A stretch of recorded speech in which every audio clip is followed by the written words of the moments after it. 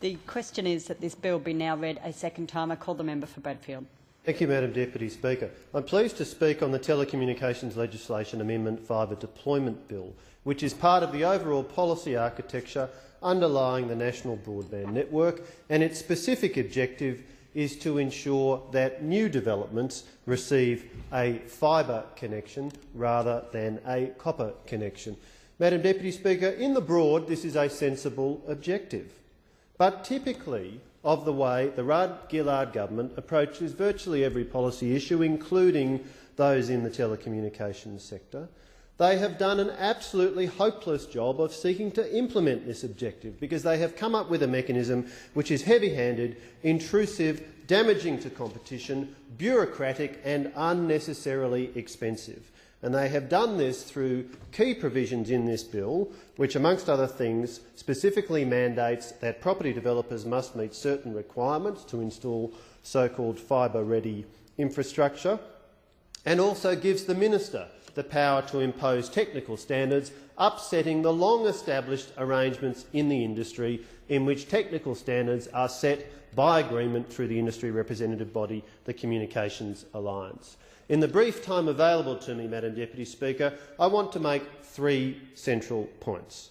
Firstly, it does make sense, if your objective is to improve Australia's broadband infrastructure, an objective shared by all of us on all sides of this House, it does make sense to focus your policy attention on new developments.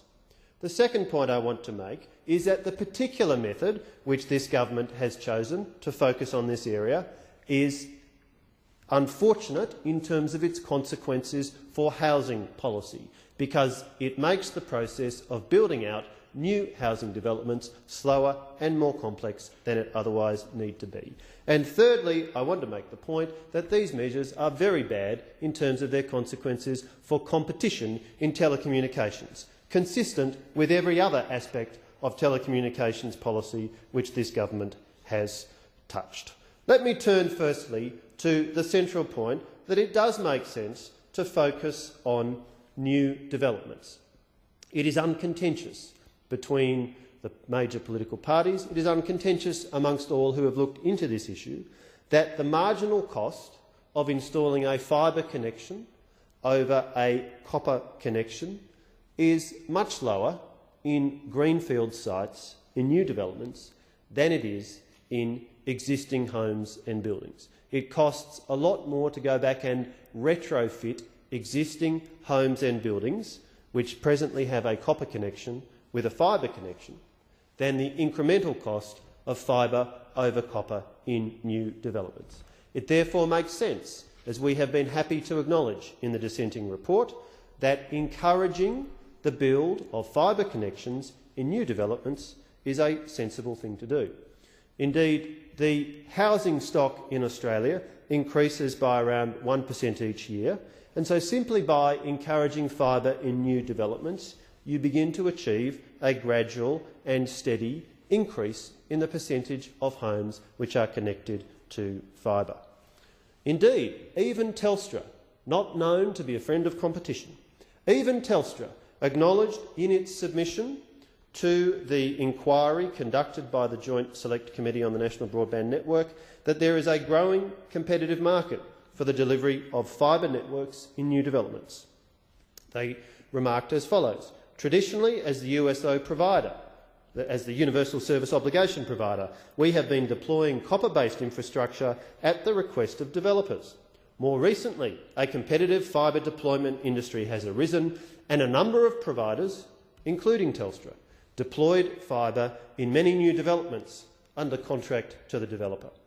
In other words, Madam Deputy Speaker, what we have is the market responding to demand and increasingly installing fibre infrastructure in new developments around Australia without the intervention or assistance of government.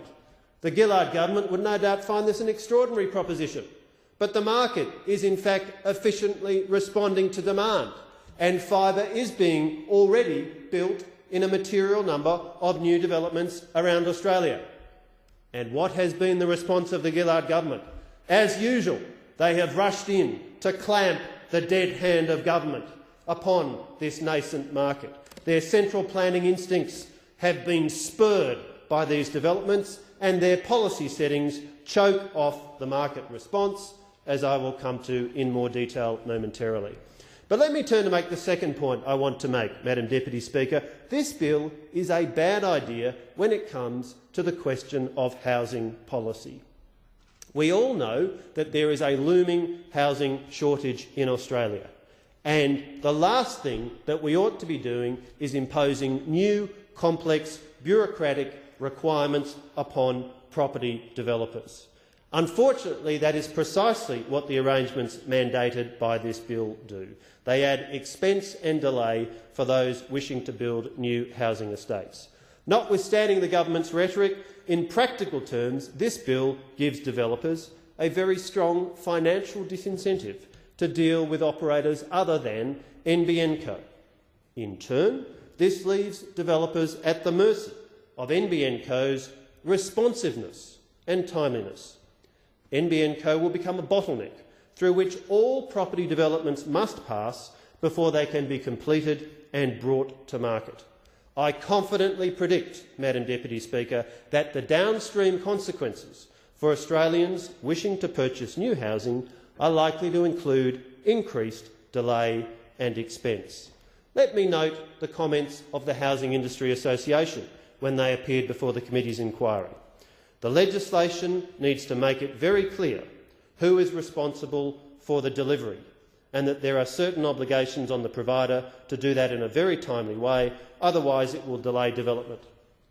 The Housing Industry Association went on to say it should not take more than a couple of phone calls and a meeting to sort out it being put into the critical path of the development. Otherwise, these projects will be delayed while certain things are waiting for a provider to provide that infrastructure. Unfortunately, Madam Deputy Speaker, the complex arrangements in this bill do not give the certainty that the Housing Industry Association is seeking, and the unfortunate consequence is that there is likely to be a bottleneck as projects queue up to get the tick from the National Broadband Network Company. But let me turn, thirdly, to the most substantive point I want to make, which is that the approach in this bill is a very poor approach when it comes to the question of competition policy in telecommunications. The practical effect of this bill is to minimise competition and choice in who will build fibre networks in greenfields locations, in new developments. As a consequence, this bill represents a missed opportunity to impose effective, competitive and cost discipline on the National Broadband Network Company, and if there is one thing we have seen in spades to date, the National Broadband Network Company certainly requires a healthy dose of competitive pressure. If it were the case that developers had a viable option to use a party other than NBN Co to build out fibre networks in their developments, then developers would be likely to choose players other than NBN Co if those parties were able to build a network for them more cheaply, more quickly and more conveniently. And this in turn would produce a more efficient outcome if it meant that infrastructure in new developments were built at a lower cost than if all fibre in new developments were installed by NBN Co under a monopoly. It would also have the incidental and not trivial benefit that it would get live and operational fibre networks into new developments as they were being built, rather than developers and, in turn, the people who will live in those developments being forced to wait until a connection can be made at a time of NBN Co's convenience. And let me remind you, Madam Deputy Speaker, that NBN Co's stated build timeframe goes out to 2020. They are already months behind their plans, and so under the model chosen by this government, in which all paths run to NBN Co, unfortunately many Australians are going to be waiting a very long time to get a fibre connection, and it is richly ironic that there is already in place a private sector market which is successfully delivering fibre connections in new developments now, and yet this government's policy approach is to specifically impede, to specifically slow down, to specifically put hurdles in the way of the operation of that private market, and the consequence is that many Australians moving into new developments will be waiting longer to get fibre connections than they would be if this meddling government had left the matter alone. The reality is, despite the empty commitments, despite the vapid rhetoric from the Minister for Broadband, who claimed, quotes, developers will be able to source fibre from competing providers if they wish, close quotes, the economic reality is that he and his government have set up arrangements under which developers are given a very strong financial incentive to deal with NBN Co and a very strong financial disincentive to deal with anybody else. According to the explanatory memorandum, installing the fibre-ready infrastructure, which is mandated by this legislation, costs around $800. There was also evidence provided to the committee that the full cost of installing a fibre connection is $1,500.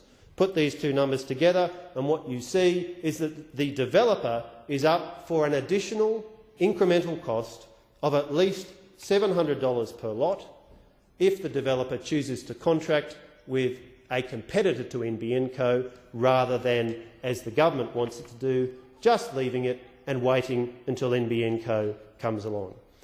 Unfortunately, those who will suffer will be Australians moving into new premises who would have expected, had the private sector market continued to operate, to have received a fibre connection. They will now be waiting a very long time, in many cases, given the very long period over which NBN Co's operations are scheduled to occur. Fundamentally, the regime established by this bill is damaging to competition in the market for the provision of new fibre infrastructure, and there are three reasons for that. Firstly, it exposes existing non-NBN operators who are already in the marketplace today providing fibre connections in new developments to competition from a government-funded competitor with enormously deep pockets, which is prepared to install fibre at zero cost to any developer which has incurred the expense of building trenches and other fibre-ready facilities. In effect, that makes it impossible for those competitors of NBN to continue to operate competitively with it. Secondly, this bill is damaging to competition because the standards as to what constitutes a quotes fibre-ready facility, close quotes, for example a pit, to be built in a new development, will in practical terms be set by the National Broadband Network Company. For example, proposed section 372W of the bill says that a fibre-ready facility is one which, amongst other things, satisfies such conditions as are specified by the Minister. It is clear from the Statement of Expectations issued by the government last year that NBN Co will be in the driver's seat in determining what the Minister specifies, because the Statement of Expectations says, quotes, the government expects NBN Co to provide guidance on technical specifications as early as possible, close quotes. The Statement of Expectations also says that NBN Co will consult with the Communications Alliance. But let's be absolutely clear and lay to rest this misleading claim being made by government members today that in some way the existing industry process will continue. That is absolutely not the case. Under the existing process, the Communications Alliance makes the decisions. Under the new process, NBN Co will make the decisions and the Communications Alliance will be required to rubber stamp them.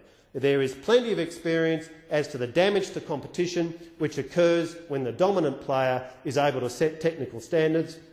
It was for that precise reason that in 1989 the power to set technical standards was transferred from Telecom Australia to an independent body. This government, in this bill as in so many other ways, is going backwards in a very bad way when it comes to competition.